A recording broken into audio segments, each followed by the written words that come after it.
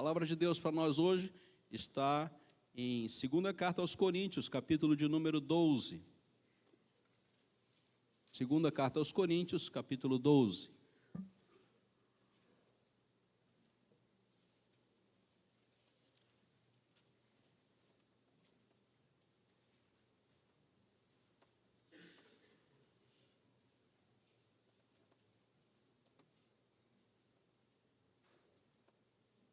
Segunda Carta aos Coríntios, capítulo de número 12. Se é necessário que me glorie, ainda que não convém, passarei a visões e revelações do Senhor.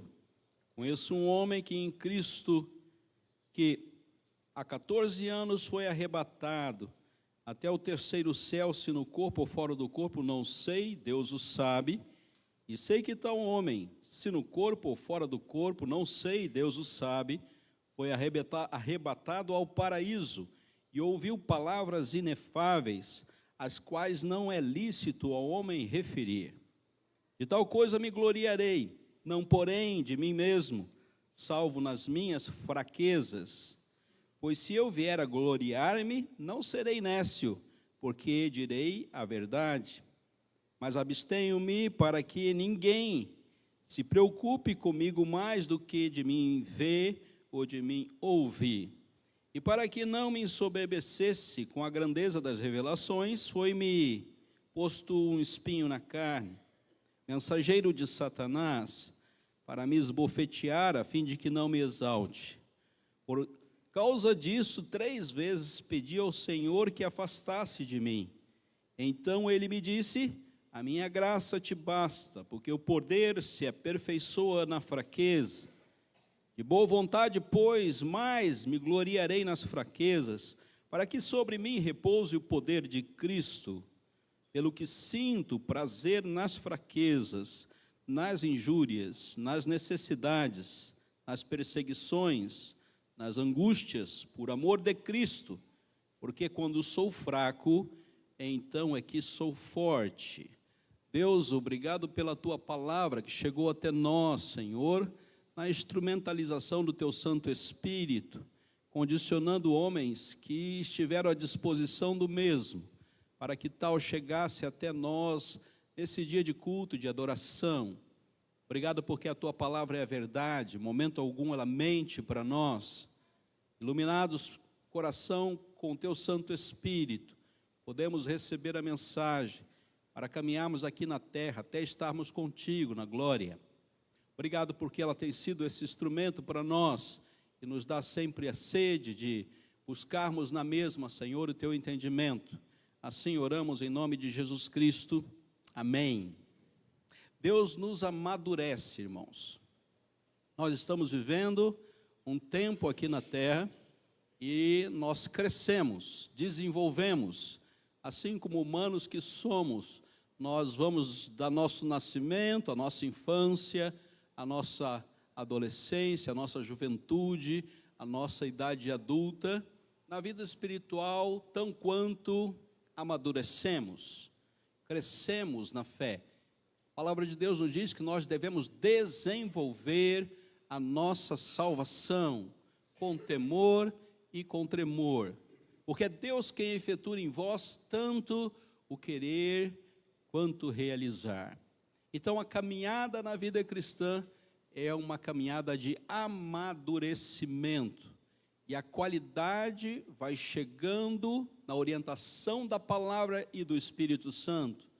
Nós vamos entendendo coisas que nós não entendíamos, e vamos dinamizando um instrumento de Deus que nos dá a certeza da graça de Deus se manifestando para nós constantemente, em todas as circunstâncias da nossa existência aqui na terra. Eu não era tão jovem assim, mas eu sempre gostei de jogar futebol, e o time da igreja foi jogar um campeonato. E campeonato numa cidade vizinha, o campeonato começava às 10 da noite e acabava às 6 da manhã. E eu não era tão jovem assim, era um torneio, né? Quem ganhava, ficava. E nós fomos ganhando primeiro, segundo, terceiro jogo, e isso já era 3 horas da manhã. E a minha circunstância não era mais de jovem, eu já era um jovem maduro e gostava de jogar futebol. Falei, não, eu aguento, eu vou aguentar. Aí um dos jovens que estava comigo falou, pastor, eu tenho uma bebida aqui que o senhor vai ficar animado. Eu falei, meu Deus do céu, vou ficar animado, né? Mas me dá uma latinha dessa daí para eu ficar animado, né? Irmãos, eu fiquei animado, tão animado, que eu fui expulso no próximo jogo, né? Bati em todo mundo, quem vinha na minha frente eu estava batendo. E aí o juiz falou, pastor, o senhor está doido, sai do campo, não tem condições de o senhor jogar. Irmãos, eu fiquei 3 dias sem dormir com aquele negócio. Nunca tinha tomado aquele negócio. Eu falei, gente, fiquei 3 dias sem dormir. E a gente foi para a casa dos parentes, aí eu fiquei com os olhos arregalados. Fiquei super animado. E batia, não sentia nem dor. E ainda dava risada. Falei, vocês não aguentam não? Tem que aguentar. Então, às vezes nós criamos uma expectativa de vida cristã na mesma dimensão. Nós somos super poderosos, somos animadíssimos, né? E para Paulo aqui a circunstância é mais ou menos na mesma linha. E diz ele que um homem há 14 anos, e é ele mesmo, ele está contando a sua história, teve a possibilidade, foi chamado por Deus para estar no paraíso, estar no Éden. Que coisa maravilhosa, né? Estar no local da glória. E diz ele que aquilo dali potencializou sua espiritualidade. E o sobrenatural chegou visivelmente, se no corpo ou fora do corpo, não sei, Deus o sabe. Ele não sabia nem em que condição que ele estava. Ele não sabia se ele tinha morrido e ressuscitado. Ele não sabia se ele estava tendo um sonho ou uma visão, como João em Apocalipse. Ele não sabia qual era a sua condição, mas ele estava de todo arrepiado com a experiência de chegar ao paraíso de Deus. Primeiro céu, segundo céu, terceiro céu, a teologia vai discutir isso, mas ele mesmo não sabe dizer qual é a sua realidade. Ele só sabe que ele tem um transe, um momento de espiritualidade intenso, e aquilo dali dinamiza o seu ser. Não é aqui uma situação ordinária, e você não vê homens de Deus, pela palavra de Deus, falando dessa experiência, dessa sobrenaturalidade que afeta o seu natural. Mas a verdade é que nós, na igreja, expectamos por esse momento, e nós pensamos, o culto hoje vai ser extremamente sobrenatural, os cânticos serão maravilhosamente sobrenaturais, eu vou sair todo arrepiado, e o pastor vai falar, e eu vou chorar, e eu vou ficar emocionado, vai mexer comigo, eu vou me sentir no terceiro céu, local onde só Deus está, e nós criamos uma expectativa de viver num transe de espiritualidade. Paulo poderia falar isso de bom termo, a experiência de conversão dele já foi extremamente marcante. Mas a realidade de Paulo leva a entender algumas coisas com essa experiência com Deus. Ele diz, eu não devo trazer para isso glória para mim. Nós esperamos muitas vezes que a espiritualidade para nós sejam pessoas que venham com uma mágica de espiritualidade para fazer as coisas acontecer. Agora vai acontecer alguma coisa, porque chegou Paulo, e Paulo diz, isso não interessa para mim, esse não é o meu ambiente. O pastor vai fazer uma grande mágica, hoje no culto, vamos todos para lá, e a igreja enche. Alguém que fala muito bem, fala muito bonito, que arrepia com sua voz, vai estar na nossa igreja hoje, e não há lugar para sentar, porque há um sobrenatural acontecendo, há um descer do paraíso de Deus, e nós começamos a fazer mandingas de espiritualidade, e prender a nossa espiritualidade a algo que vai acontecer magicamente em nosso meio. E Paulo diz, olha, eu fui até o paraíso de Deus. Ele não está falando isso para se gloriar, nem para contar vantagem, mas ele quer que a gente entenda algo muito importante aqui nesse texto, que não é usado para essa mágica, e o texto não nos leva em direção a isso, muito pelo contrário. Ele está dizendo, eu tenho testemunho de que algo maravilhoso aconteceu na minha vida. E é possível, queridos, que nós tenhamos tamanha experiência com a graça de Deus e baseemos a nossa existência em Deus nesses momentos maravilhosos, e quando não acontece, alguma coisa está errado. Alguma coisa está errada. Será que eu estou em pecado? Será que eu falhei em alguma área? Porque nesse domingo, cheguei em casa bravo, nervoso, chateado, não ouvi nada do que o pastor pregou, não cantei nenhum cântico, e houve um choque de realidade. Minha espiritualidade está com problemas, queridos. Então nós podemos entender algo muito importante para a nossa caminhada de fé em Cristo Jesus. É Deus quem nos amadurece. Já tentou ressuscitar algum morto? Você queria ver uma espiritualidade legal ali, né? Você falar, levanta e anda, e o morto sair andando. Que coisa, né? Seria tão bom para a sua espiritualidade. Podia parar ali, você podia morrer naquela hora. Você orou e o morto ressuscitou. Que choque de sobrenatural. E nós começamos a criar uma dependência doentia de que algo aconteça magicamente na minha vida. Hoje vai acontecer algo extremamente especial comigo, eu estou até me preparando para isso. Nada acontece. Roubam o seu carro, você perde o emprego, o seu ente querido morre, e falar, meu Deus do céu, o negócio está feio para o meu lado. Estava esperando uma unção maravilhosa, e o que aconteceu foi um choque de realidade. Pois bem, meu querido, somos nós, povo de Deus, que temos que passar por algumas circunstâncias e alguns momentos onde seremos desafiados a amadurecer na fé, crescer na graça de Deus. Não colocar as nossas forças em nossos entendimentos e perceber que a presença de Deus e da sua graça nos basta. Então, queridos, Deus nos aperfeiçoa, nos dá condições para vivermos aqui na terra somente, unicamente, exclusivamente pela sua graça, pelo seu presente. As circunstâncias são maravilhosas. É um quadro extremamente positivo.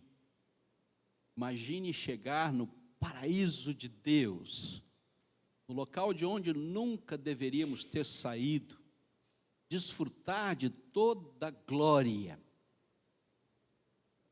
E ele volta, ele não pode falar nada para ninguém, não tem palavras para expor tal experiência. Ele não pode fazer disso o seu discurso pastoral. A partir do verso 7, ele vê a motivação do verso 1 até o verso de número 6. E Deus lhe dá um choque de realidade. E para que eu não me ensoberbecesse, para que eu não me orgulhasse, para que não houvesse no meu coração nenhuma outra manifestação que não fosse a dependência da graça e da misericórdia de Deus. E Deus age assim conosco, Deus nos amadurece. Não é só sobrenatural, é realidade. Deus nos traz para a exata posição que nós devemos ficar. A graça de Deus nos basta. Você pode viver toda a sua vida sem nenhum transe sobrenatural, porque a graça de Deus é suficiente para todos nós. Você não precisa de mágica religiosa. Você não precisa de experiências transcendentais. Você só precisa desenvolver a sua salvação. Deixar que Deus te amadureça. Com a Bíblia na mão, palavra de Deus, verdade. Todos os recursos de Deus, Deus já nos deu. Podemos falar com Ele e Ele fala conosco. Podemos estar juntos na comunhão dos santos e nós não precisamos de nenhum outro recurso de Deus. Venha que aqui acontecerá o sobrenatural, pois Deus está dizendo, não vai acontecer. Para que vocês não encham o seu coração de orgulho, não vai acontecer. Você vai ter que lidar com a lida da vida. Você tem que lidar com as dificuldades da sua existência. Queridos, não vou atender a oração. Não vou atender a oração. Você vai orar, você vai orar, você vai orar, e eu vou dizer, não vou responder para você. E você vai embora e vai viver a sua vida, porque a minha graça te basta. Informação maravilhosa, Paulo recebe do próprio Deus. E para que eu não me orgulhasse. Nós vivemos num mundo midiático, empreendedor, e os objetivos e as metas têm que ser batidas, né? E queremos transferir isso para a igreja também. Só que Deus não é empreendedor. Deus não tem metas para bater. Ele tem corações para transformar. Não tem mágica para acontecer. Tem vida para ser transformada. E para que nós não nos ensoberbeçamos. Deus age, Deus opera. E Ele chama Satanás e diz, coloca um espinho nele. O espinho na carne chega nessa hora. E o espinho é uma coisa terrível, né? Já tiveram uma farpa grudada no dedo? Depois disso, né, vem sua mãe com uma agulha para enfiar na onde está a farpa, para cutucar, para tirar a farpa. E o negócio piora ainda, fica pior a cena do que a anterior. E é possível que, para que nós tenhamos uma vida, um crescimento, um amadurecimento, Deus use todas e qualquer circunstâncias para que nós amadureçamos e desenvolvamos a nossa salvação. Não é só orar e está aqui, toma o seu presentinho, não. É orar e receba um crescimento na sua fé. Porque a minha graça te basta.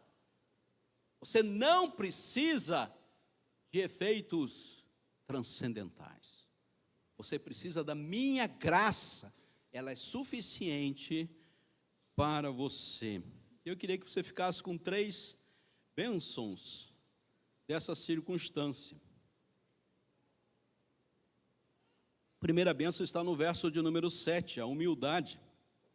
Para que eu não me soberbecesse com a grandeza das revelações, foi-me posto espinho na carne, mensageiro de Satanás, para me esbofetear, a fim de que eu não me exalte. Saiba exatamente quem você é, na presença de Deus. E a humildade, da nossa simplicidade, E nossa ordem dentro do curso da vida, de toda a criação de Deus, você sabe exatamente quem você é, exatamente onde você está. Não há possibilidade nenhuma para orgulho nessa hora, porque mérito nenhum alcançará diante de Deus. Não é a sua religiosidade, nem tanto a sua espiritualidade, de fazer as coisas acontecerem. Basta um belo discurso, irmãos, uma capacidade de influência. Você não precisa do Espírito Santo para que as coisas aconteçam. Você consegue fazer muita coisa sem Deus. Nós ficamos tão qualificados na nossa humanidade que nós podemos fazer as coisas acontecer. E Deus diz: não é por aí. É pela humildade, é pelo caminho de Cristo. Pastor, e a nossa reputação, como é que fica? Tudo quanto é igreja acontece, a mágica da espiritualidade, e na nossa igreja não acontece nada, pelo contrário, o pastor toma 10 remédios, não dorme direito, né? E chega na igreja morrendo de sono, né? Nosso pastor não faz mágica nenhuma. Todas as igrejas, todo mundo faz mágica, aqui não acontece nada. Puxa vida, vamos procurar uma igreja que aconteça alguma coisa. Pois bem, queridos, é exatamente essas circunstâncias na vida do apóstolo Paulo. Não vai acontecer nada, não. Você vai orar e não vai acontecer nada. Você vai ficar só com a minha graça. É possível que isso aconteça, coitado do pastor, né? Espero que não seja a nossa igreja isso. E o pastor tem que amadurecer e lidar com essas circunstâncias. Sabe por quê, queridos? Porque Deus resiste ao orgulho. Talvez as lições sejam muito simples. Deus, eu orei e nada aconteceu. Deus vira para você e fala: está vendo? Se você tirar esse orgulho do seu coração, de alta espiritualidade, talvez aconteça alguma coisa. Não é porque você tem acesso a mim que as coisas vão acontecer. Não é por aí que cresce o conhecimento da graça que eu te dei. Não é esse o caminho. Então você vai amadurecer hoje. Você vai descobrir que o caminho de Deus não é o caminho do seu orgulho, da sua vaidade e das suas ações de graça. Dizer: Deus, eu posso agradecer. Pois bem, essa hora não é uma hora de agradecimento. E você continua vivendo na graça, ainda que o seu coração tenha lamento. E Deus diz: olha, agora é uma boa hora para você se humilhar perante mim e reconhecer que é só pela graça. 2, verso de número 8. Por causa disso, 3 vezes pedi ao Senhor que afastasse de mim. Ninguém sabe qual é o espinho. Se soubesse, seria deificado, né? Todo mundo que tivesse aquele espinho estaria na glória já aqui na terra. Eu tenho o mesmo espinho que Paulo, e ele não... Existem muitas teorias a respeito desse espinho. Eu creio que a minha possibilidade, ainda que seja fora de tempo, é torcer pelo Fluminense, né? É um espinho terrível, né? O Fluminense não ganha nada, não acontece nada, e eu só vejo o time afundar. Torcer pelo Fluminense já é um espinho na carne, talvez, né? Ou talvez o seu pastor seja o seu espinho na carne, né? O pastor fica pegando no meu pé, ou então você diz: pastor, você ser o espinho na carne, você quer que você seja o espinho para mim. Então é essa presença de um agir do mal na vida do cristão. Mas Deus permite e convoca Satanás para atuar, porque Satanás é uma criatura assim como todos nós, ainda que seja um ser espiritual. Ele compõe a triunidade do mal, o curso deste mundo, as inclinações da nossa carne e o príncipe da potestade do ar. Ele está nessa equipe que produz o mal e tenta tirar de nós o brilho da glória de Deus. É só isso que ele pode fazer. Ele não pode te tirar da glória de Deus, e a graça de Deus para ele é algo que ele quer distância. Então, queridos, a palavra é submissão. É sabermos que Deus sabe o melhor. E essa é a palavra do verso de número 8. Eu aceito, recebo, ainda que tenha dificuldades. Isso me amadurece. Ele aceitou, recebeu, lidou. E a teoria que mais vale é a sua incapacidade para enxergar. A dificuldade que ele tem para enxergar. Talvez uma depressão. Possível que seja também. Mas qualquer que seja a direção desse espinho na carne, trouxe um choque de realidade para a vida do servo de Deus. A minha graça te basta. Terceiro lugar, o aperfeiçoamento, que é o verso de número 9. Isso há de acontecer. A minha graça te basta, porque o poder se aperfeiçoa na fraqueza. Não é na hora onde nós estamos extremamente potencializados por uma força espiritual para que as coisas aconteçam. Não, não vai ser nessa hora. Você vai ficar 3 dias em oração. Você vai ter um momento maravilhoso onde você vai chegar no paraíso. Não, não. O poder de Deus se opera na fraqueza. E ele olha para o verso anterior, e você vê a vida de Paulo no capítulo de número 11, 5 vezes recebi dos judeus uma quarentena de açoites, fui 3 vezes fustigado com varas, uma vez apedrejado, em naufrágio 3 vezes, uma noite e um dia passei na voragem do mar, em jornadas muitas vezes, em perigos muitas vezes, entre salteadores, em perigos com patrícios, em perigos com gentios, em perigos na cidade, em perigos no deserto, em perigos no mar, em perigos de falsos irmãos, nos trabalhos e fadigas, em vigílias muitas vezes, em fome, sede, jejuns, muitas vezes, frio, nudez. Queridos, essa é a nossa caminhada, e o poder se aperfeiçoa na fraqueza. Não é a mágica da religião que faz algo em nós, mas a graça de Deus. Esqueça toda essa parafernália de espiritualidade. Fique somente com a graça do Senhor, porque ela te basta. Você não precisa de mágica. Você só precisa de Deus. Por pior que seja a cena, por mais forte que seja a dor do espinho, a graça de Deus será suficiente para todos nós. Termino, queridos, porque eu tenho prazer nas fraquezas, nas injúrias, nas necessidades, nas perseguições, nas angústias, por amor de Cristo Jesus. E aí nós amadurecemos. E aí a nossa fé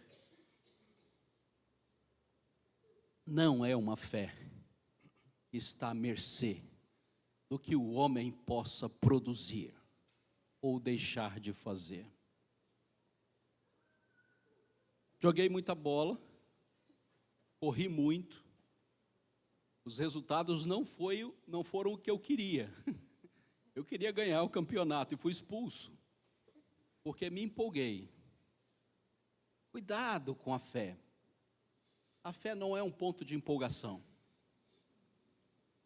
Fé, viver pela fé, não é viver empolgado com coisas maravilhosas que acontecem, porque esse não é o caminho. Caminho do aperfeiçoamento e do amadurecimento. É uma trilha onde Deus nos conduz pela sua única graça. Aconteça o que acontecer em nosso tempo aqui na terra. Porque quando sou fraco, aí que sou forte. Quando menos dependo de mim, mais dependo de Deus. Que Deus abençoe a sua palavra. Amém.